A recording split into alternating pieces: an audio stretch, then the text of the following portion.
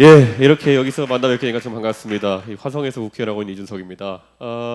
사실 2021년에 이제 제가 당 대표 되고 나가지고 정말 많은 집단들을 만났는데 아마 제가 만났던 집단 중에서 가장 제가 만나기 어려웠던, 대하기 어려웠던 집단이 아마 의사 집단이 아니었을까 이런 생각을 합니다.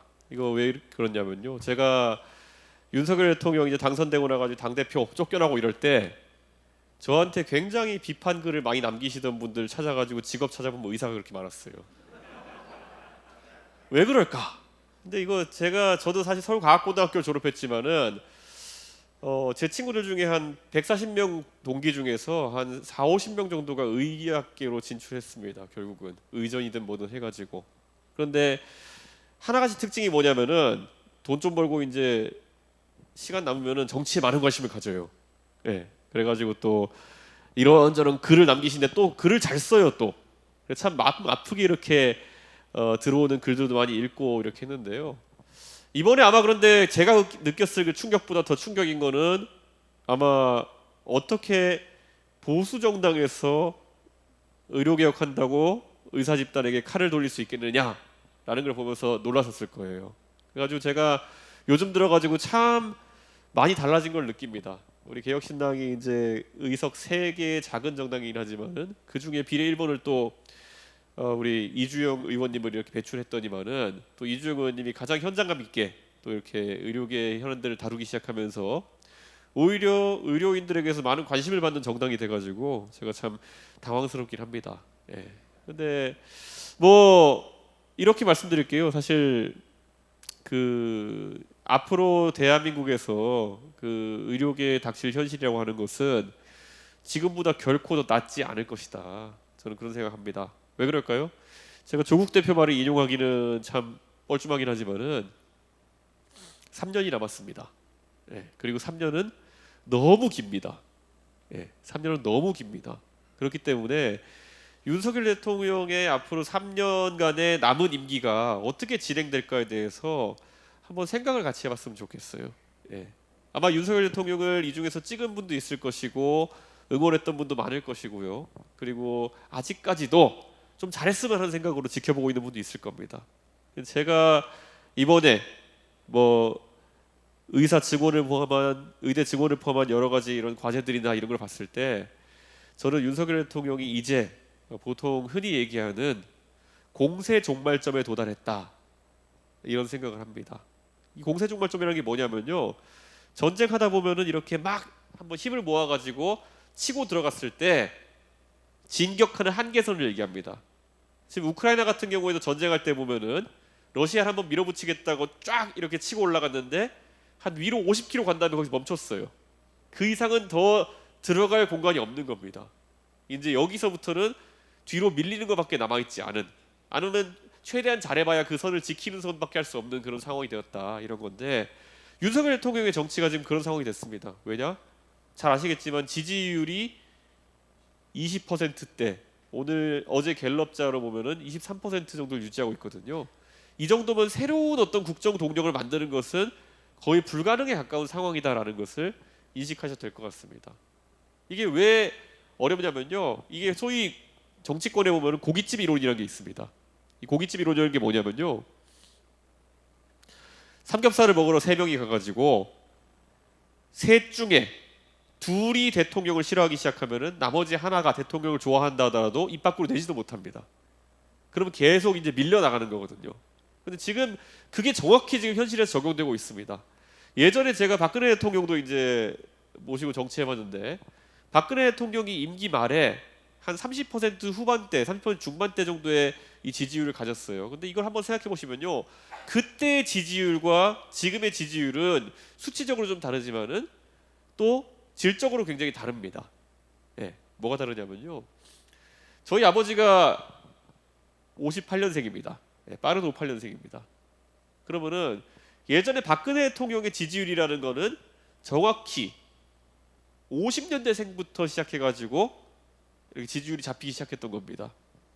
박지만 박근혜 세대, 예, 이렇게 해가지고 딱 그 지지율이 잡히기 시작했던 건데, 그래서 회사나 아니면은 어떤 단체에 가면요 일반적으로 이랬어요. 보통 부장님 이상은 박근혜 대통령을 좋아하고 나머지 밑으로는 좀 안 좋아하고 이런 정도의 관계가 많이 형성됐었죠. 근데 지금 윤석열 대통령의 지지율표를 보면은 60대 후반부터 이제 지지율이 나타나기 시작합니다. 그 말은 뭐냐면요. 지금 사회생활하는 일반적인 사회생활하는 회사에서나 아니면은 여러 단체에서 윤석열 대통령의 지지층이 전혀 보이지 않는다는 겁니다. 그러면 60대 이상의 67세 이상 정도 되는 연령층에서만 나타나는 지지층은 다 어디에 모이느냐? 유튜브로 모이죠. 유튜브에 모여가지고 밖에 나가면은 왜 나랑 생각 같은 사람이 하나도 없지? 근데 왜 유튜브에 오면은 이 채널에 가면은 나랑 똑같은 애국자들이 몇십만 명씩 있지? 이걸 이제 즐기는 단계에 들어간 겁니다. 그렇기 때문에 이 현상에서 지지율 확장이 일어난다는 것은 불가능합니다. 왜 그렇습니까? 오늘도 이 성남에서 밖에 외식하는 무수히 많은 그런 직장인들이나 가족들 중에서 어느 누구도 윤석열 대통령을 위해서 오프라인에서 정책을 설명하거나 도와주지 않습니다. 결국 온라인에서 모여가지고 몇 가지 담론을 얘기하면서 우리들끼리 존재감 확인하는 상태로 계속 가고 있는 거겠죠. 이게 왜 불행이냐를 말씀드리면요.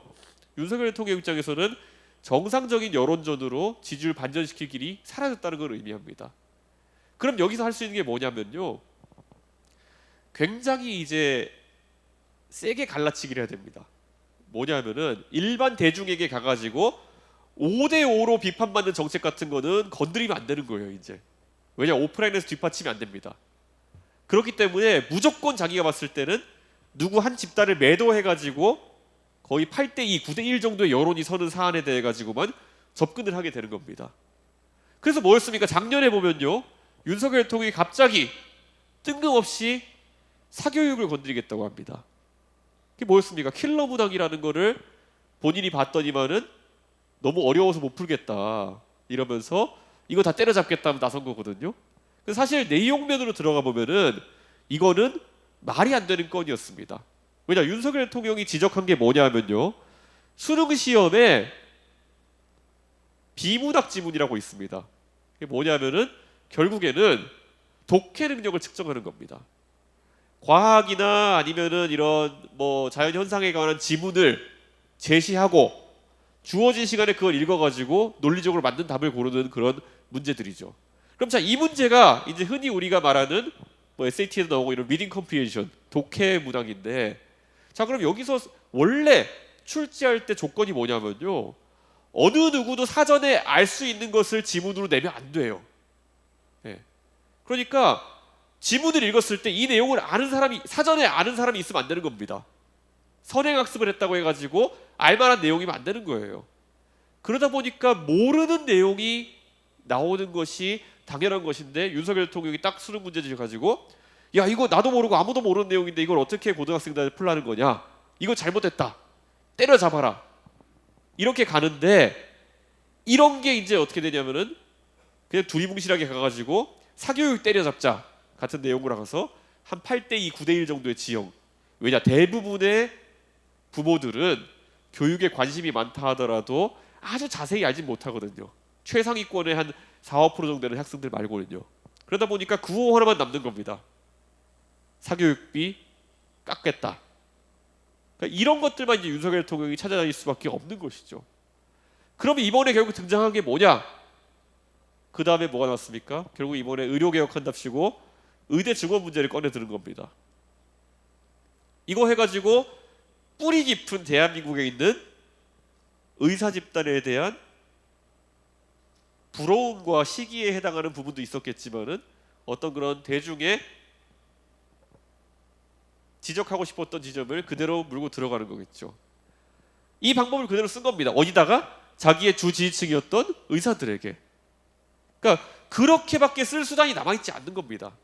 그러니까 앞으로 윤석열 대통령은 이런 것들을 반복할 것이고 지금 이제 거의 한 1년 가까이 이 의료개혁 문제를 끌고 나오면서 윤석열 대통령은 본인이 그나마 해볼 만한 전장이라고 생각했던 겁니다. 왜냐? 의사들 표를 아무리 많이 본인이 계산해봐도 맥시멈 15만 표, 가족까지 다 해가지고 50만 표 정도 이상 안 될 것이다라고 본인이 판단이 섰겠죠. 그럼 계속 여기서 이렇게 밀고 들어가면서 때리는 일을 반복하게 되는 거겠죠. 그러니까 저는 윤석열 대통령의 정치라고 하는 것은 앞으로 계속 단조 감소하는 모양새 속에서 이런 반전 포인트들을 찾아가지고 계속 되돌리려고 할 것이다. 이거는 뭐 예측되는 부분이기 때문에 제가 이렇게 말씀드리는 거고요. 자, 그럼 왜 이렇게 대한민국 정치가 이런 안 좋은 방향으로 진화하게 됐을까를 생각해 본다면요. 사실 저도 정치를 하면서 당대표도 하고 선거도 지휘해보고 하면은 어떤 아젠다를 가지고 국민들에게 표를 얻을까에 대한 고민을 많이 합니다. 근데 이런 게 있어요. 냉정하게요. 지금 대한민국의 정치권은 완전히 케이크처럼 3등분 됐습니다. 60대 후반 아까 말했던 박정희, 박지원 세대 이상의 분들, 그리고 그 중간에 이제 민주화 운동했던 민주화 세대, 그리고 이제 소위 말하는 MZ라고 부르기도 하는 2030 세대, 이렇게 분화가 됐거든요. 이건 당연한 거 아니겠습니까? 왜냐? 각자 세대별 자부심에 따라 가지고 이걸 형성한 거겠죠. 예전에 박정희 시대 때 그때를 살았던 사람들은 산업화의 영광 속에서 산업화 정당을 미는 것이고, 그 다음에 민주화의 영광 속에 살았던 사람들은 그 민주화를 신주단지처럼 삼는 정당을 찍는 것이고, 근데 이 밑에 이제 2030 세대 같은 경우에는 양쪽에 눌려가지고 새로운 정치 세력을 형성하려고 하고 있는 그런 상황이겠죠. 그런데 2030 세대의 영향력이 갈수록 커지고 있는 것이 위에 60대 이상과 40대 50대 민주화 세력의 표심이 거의 변하지 않는다는 것이 입증되었어요. 몇 번의 선거를 거치면서 거의 표가 안 변합니다.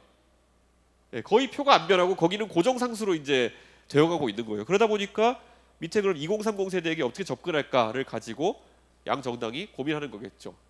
그런데 여기서 보면요, 가장 큰 문제가 뭐냐면은 2030 세대는 우선 60대 이상의 언어, 40대 50대 언어에 절대적으로 비공감합니다. 전혀 공감하지 않아요. 왜 그럴까요? 산업화의 영광이 아무리 대단하다 한들 이들은 이미 선진국에서 태어났어요.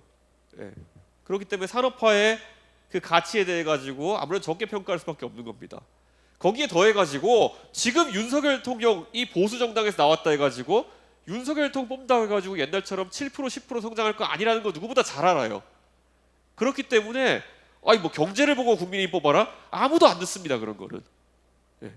그리고 이제 4050 세대에서 40대 후반이나 50대가 하는 얘기들 들어보면은 이번에도 보면 민주당에서 계엄령 이런 얘기했잖아요. 근데 제가 85년생입니다. 85년생이면은 우리나라의 마지막으로 계엄이 선포되었을 때가 12.6 사태 때 79년도 때 해가지고 81년도까지 계엄이 있었습니다. 그러니까 보질 못한 거예요. 계엄이 발생하면 무슨 일이 일어나는지는 우선 만져지지도 않고, 그것이 발생하면 어떻게 될까에 대해 가지고 기껏 본 거라고는 서울의 봄 같은 영화에서 나온 쿠데타 장면들 이런 게 있는 거죠. 근데 그런 상황 속에서 그거야말로 광화문에 지금 탱크가 진출한다 상상하기가 어렵잖아요. 장병들한테 휴대폰도 있고 이런 상황 속에서 굉장히 기밀을 유지하면서 그런 것도 할 수 있을까 의구심이 들잖아요. 그러다 보니까 이 양대 정치 세력이 하는 메시지 자체가 붕 뜬 메시지처럼 들리는 겁니다.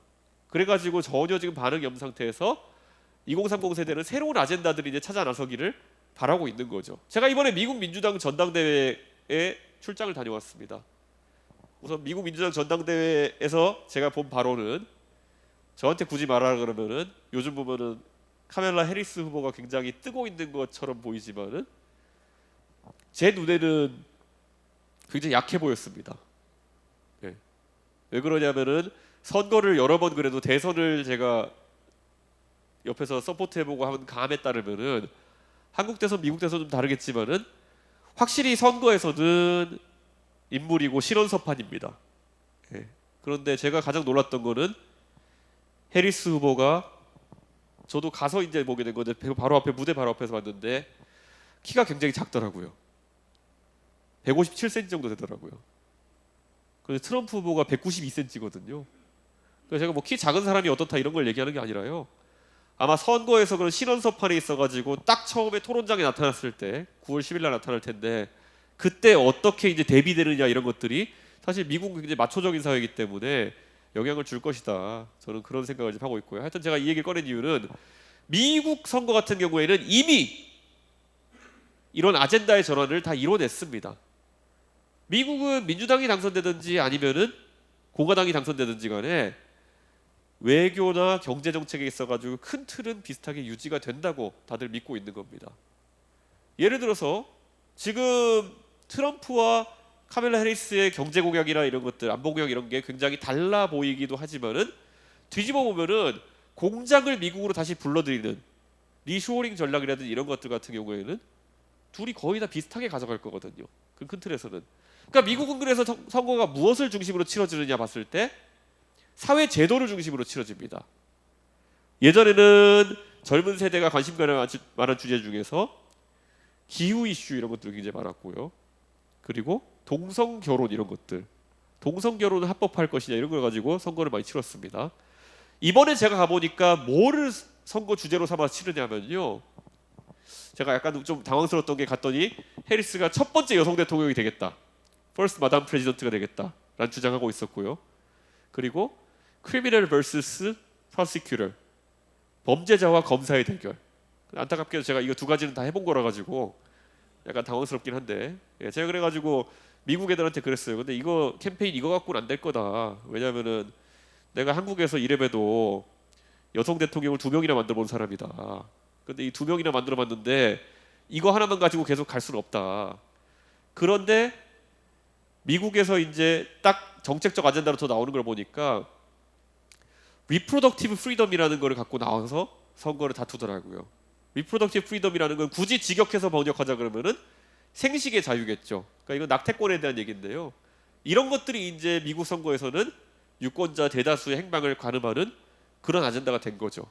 그러니까 저는 이런 생각을 해요. 한국에서도 이제 다음 선거 때쯤에서는 2030 세대가 이런 아젠다들을 강하게 요구할 겁니다. 여러 가지 우리 사회에서 판단 내려야 되는 것들. 안타깝게도 지난 대통령 선거가 이렇게 비극이 된 이유는 뭐냐면요, 딱 한 가지입니다. 대통령께서는 수능 무당이 킬러 무당이라고 얘기했지만은 우리 국민 대다수에게는 대선 투표용지가 킬러 무당이었을 겁니다. 1번을 뽑을까 2번을 뽑을까 진짜 어려운 선택이었을 겁니다.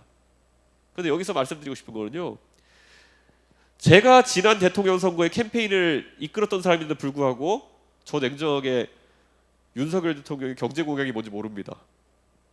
윤석열 대통령의 통일 공약이 뭔지 모릅니다. 윤석열 정부의 교육 공약이 뭔지 좀 모릅니다. 왜냐, 한 번도 언급된 적이 없잖아요. 혹시 여기서 윤석열 정부의 교육 공약이 뭐였는지 기억나는 분 있으세요? 아무도 기억 안 나요. 이건 이재명 대표도 마찬가지입니다. 이재명 대표가 대선 때 교육 공약으로 뭐 냈는지 기억나는 분 있으세요? 경제 공약 뭐 냈는지 기억하는 분 있으세요? 예를 들어 이명박 정부 때로 가면은 747 공약, 뭐 7%씩 성장해서 4만 불 만들겠다 이런 공약이라도 있었고, 박근혜 정부 때 보면 경제 민주화하겠다 이런 거라도 있었고. 그런데 이재명 윤석열 선거는 저도 기가 막힌 게 아무 공약도 기억이 안 나요. 오직 지금 와서 생각나는 거는 대장동이 네 거냐 내 거냐. 공교롭게 대장동이 바로 앞에 있지만은 대장동이 네 거냐 내 거냐 갖고 선거를 한 다음에 아직까지도 법정에서 그거 갖고 다투고 있는 거예요. 저는 이게 대한민국의 정치에 있어서 어느 정도 비극이 시작된 지점이 아닌가 이런 생각하고요. 이미 대한민국에서 어떤 대통령 후보를 뽑는다고 해가지고 굉장한 경제 발전이라든지 아니면 갑자기 민주화가 되리라고 보는 사람 없기 때문에 이런 아젠다를 발굴하는 과정 중에 있는 거고요. 보수 정당은 처음으로 산업화랑 아무 관계가 없는 대통령을 만들어낸 겁니다. 자, 이명박 대통령 본인이 산업화 영웅이었죠. 현대건설 사장하면서 산업화를 이끌었던 영웅이었죠. 박근혜 대통령 산업화 영웅의 딸이죠. 윤석열 대통령은 산업화에 뭘 기여했습니까? 단 하나도 찾아볼 수가 없죠. 윤석열 대통령 이력서 우리 다 알잖아요. 충암고 나와서 서울대 법대 나와가지고 집에 돈이 많아가지고 시험 9번 보고 그래서 검사 된 다음에 26년 동안 검사하고 그 다음에 대통령 된 게 이력서의 끝입니다. 어디서도 산업화에 기여한 흔적이 없어요. 그런데 처음으로 보수 정당에서 이런 분을 대통령 만들었던 이유는 아젠다를 바꾸는데 그 중에 하나로 찾았던 게 공정과 상식이라고 하는 법치주의 얘기였던 것이죠. 근데 이게 사실 굉장히 위험한 거였죠. 예. 저 범죄자 때려잡는 것만으로 어떻게 대한민국을 이끌 수 있겠냐라는 생각을 그 당시에는 못했던 거겠죠. 왜냐, 미디어가 선거를 선악구도로 몰고 나갔으니까요. 착한 사람과 나쁜 사람. 아까 해리스가 그런 거 하려고 했다 그랬는데 나쁜 트럼프와 검사 해리스 이런 것처럼 선악구도 만들어가지고 선거 치르는 것이 굉장히 위험하다는 것을. 왜냐 나머지의 검증이 하나도 안 되잖아요. 왜냐 악이니까. 악은 없애야 되는 거니까. 그래서 저는 이런 선거는 앞으로 다시 대한민국에 나오면 안 된다라는 생각을 지금 하고 있는 거고요. 이재명 대표도 마찬가지입니다. 민주당이 나름 민주화 운동을 기반으로 한 정당인데 이재명 대표가 여기 성남시 분들은 더 잘 아시겠지만은 민주화에 기여한 바를 저는 1도 기억하지 못합니다. 예. 이재명 대표가 그런데 여기서 성남시장 하면서 보여준 것은 결국 복지나 이런 부분에 있어가지고 다른 사람보다 조금 더 돈을 잘 쓴다 이런 이미지를 형성해가지고 올라갔던 거죠. 근데 보면 이것도 구조적 한계가 있었어요. 성남시는 여러분 잘 아시는 것처럼 판교 때문에 돈이 많이 들어와가지고 돈 버는 걱정은 안 해도 되는 겁니다. 쓰는 걱정만 하면 되는 거였기 때문에 이재명 시장이 그래도 생생낼 수 있는 분위기였다면은 바로 경기도지사 만드니까 어떻게 됩니까?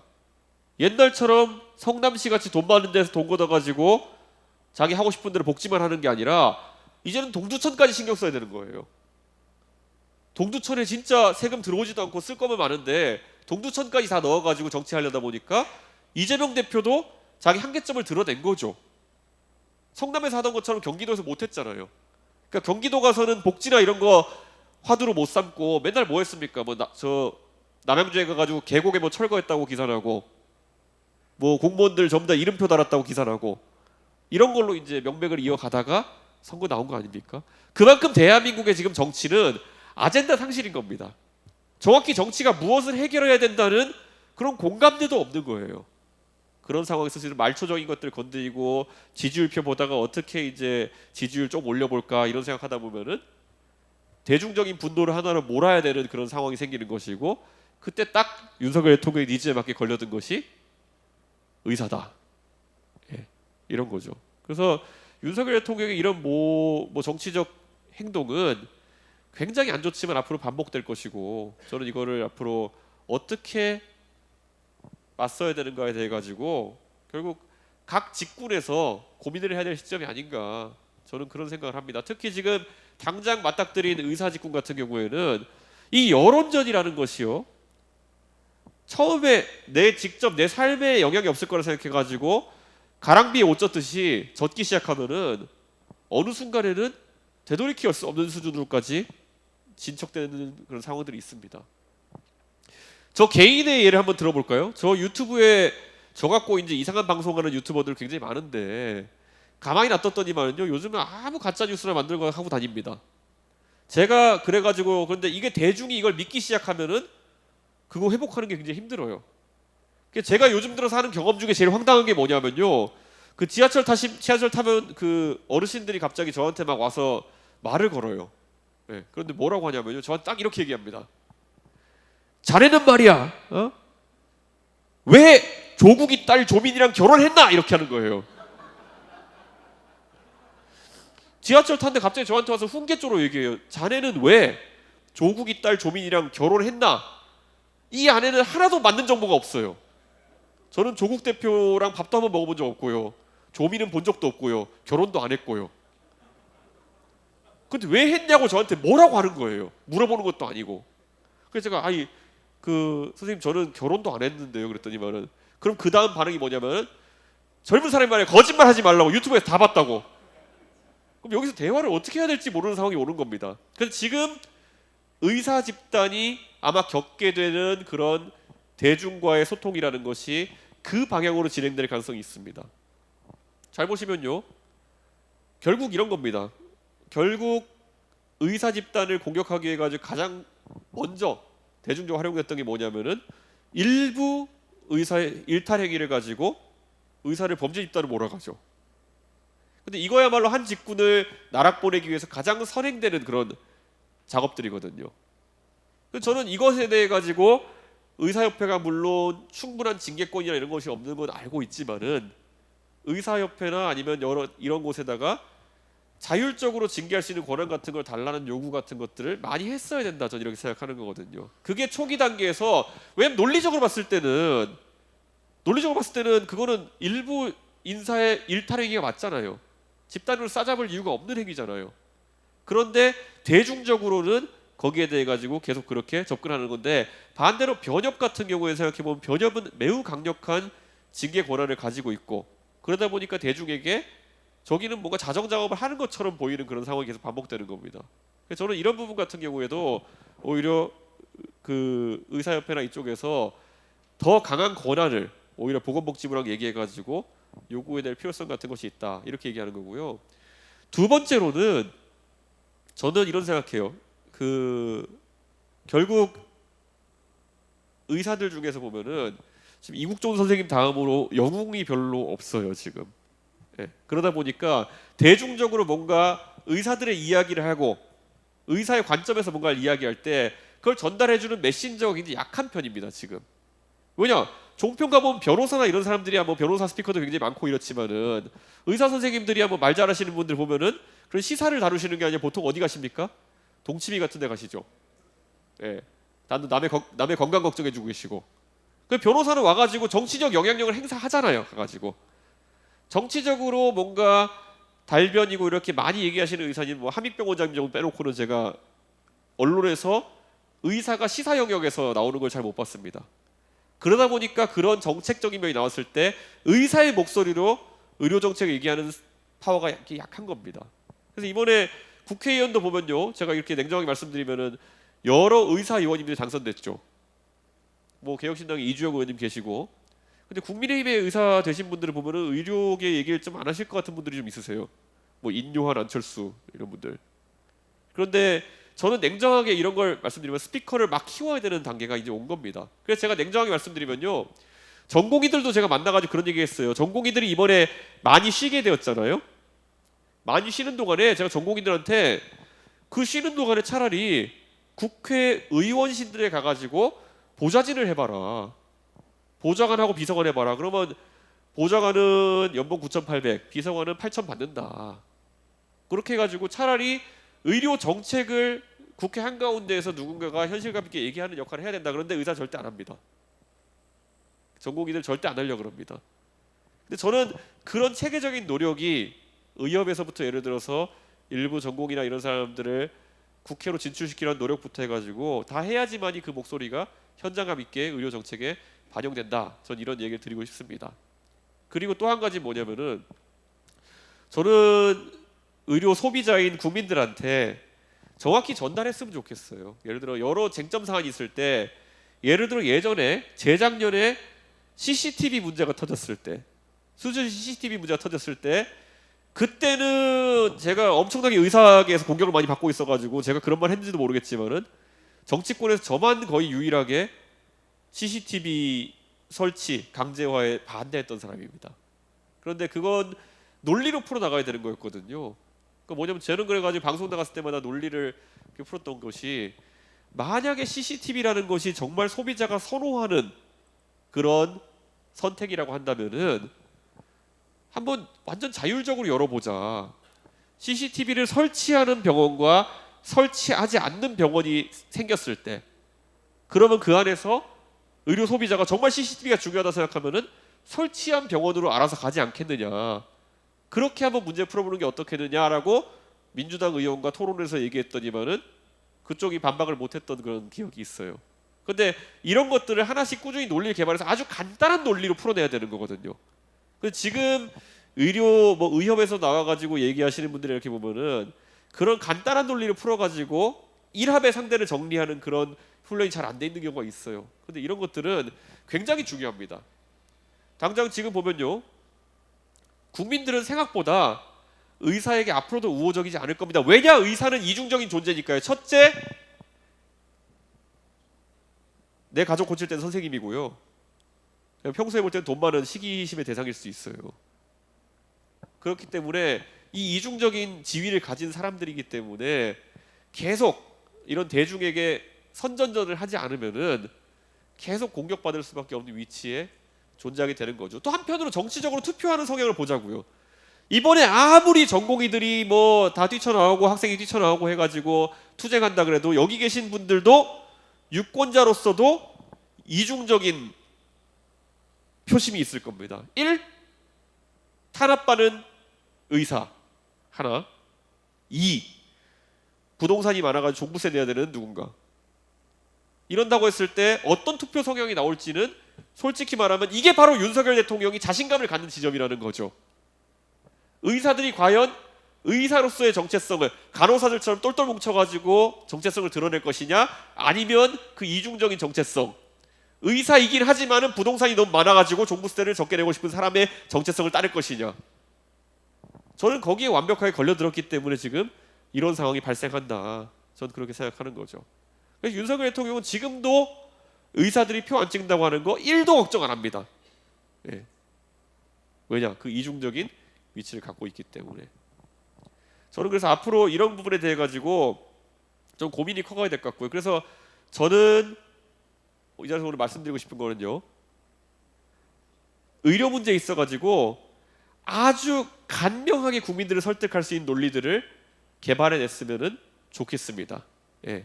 그것이 우리 개혁신당의 이주영 의원 같은 진출한 정치인도 괜찮고요. 뭐 방송에 나가서 자기 의견을 얘기하는 사람도 괜찮고, 아니 원래 이주영 선생님을 제가 왜 발탁했을까요? 개혁신당이 왜 이주영 선생님을 1번으로 만들었을까요? 제가 이주영 의원 페이스북을 10년 가까이 읽었기 때문입니다. 예. 이주영 의원이 페이스북에 글 쓰는 거를 거의 10년 가까이 제가 앨리슨 제이 리 선생님의 글을 제가 10년 가까이 읽고 있었기 때문에 저분이 남다르게 표현력이 좋은 사람이구나 라는 걸 알고 있었고, 그래가지고 이 사태 속에서 역할을 하실 수 있을 것이다 라고 믿었기 때문인 겁니다. 예. 그리고 아까 말했던 것처럼 그 의료 문제에 있어가지고 앞으로 입법하는 사안에 대해 가지고 몇 가지가 나올 수 있습니다. 예를 들어 지금 윤석열 정부에서 갑자기 이제 뭐 의료 행위 중 발생한 어떤 사고에 대해 가지고 책임 묻지 않겠다 이런 걸 입법하겠다고 하고 이런 얘기 하잖아요. 근데 이거는 애초에 말이 안 되는 얘기죠. 다른 나라는 그걸 입법할 생각도 안 하죠. 애초에 말이 안 되는 얘기니까. 예. 근데 그걸 지금 입법하겠다는 얘기 참 안타까운 얘기고, 지금 대한민국의 의사라고 하는 사람들은 법원에 가서도 약자 아닙니까? 보면은 예를 들어 어떤 의료 분쟁이 생겼을 때 판사가 의뢰하는 판단이 뭡니까? 야 이거 뭐 그런데 의사들 돈 많으니까 여기 뭐 좀 배상해 주라고 하지, 그래가지고 몇 억씩 배상 때리고 이렇게 하는 거 아닙니까? 그래서 저는 이런 것들을 바로잡는 데 있어 가지고도요, 앞으로 굉장히 단결된 힘이 필요할 겁니다. 그 단결된 힘이라고 하는 거는요, 여기 계신 모든 분들, 사실 이거는 의사뿐만 아니라 모든 사람들이 이중 정체성을 갖고 있지만은 적어도 이 윤석열 정부가 맹렬하게 어떤 집단을 악마화하려고 하는 상황 속에서는 어느 정도의 단결력이 필요할 것이고, 그 단결력을 지금까지보다는 조금 더 대중에게 설득 가능한 방법으로 풀어나가야 된다. 그래서 저는 앞으로 그런 행보를 할 수 있는 젊은 의사들을 많이 키워주시길 바란다, 이런 부탁을 드리겠습니다. 그리고 그런 젊은 의사들이 많이 나오게 되면은 저희 개혁신당에서도 그들과 함께 이런 의료 정책 문제에 있어가지고는 대중이 휩쓸리지 않고 항상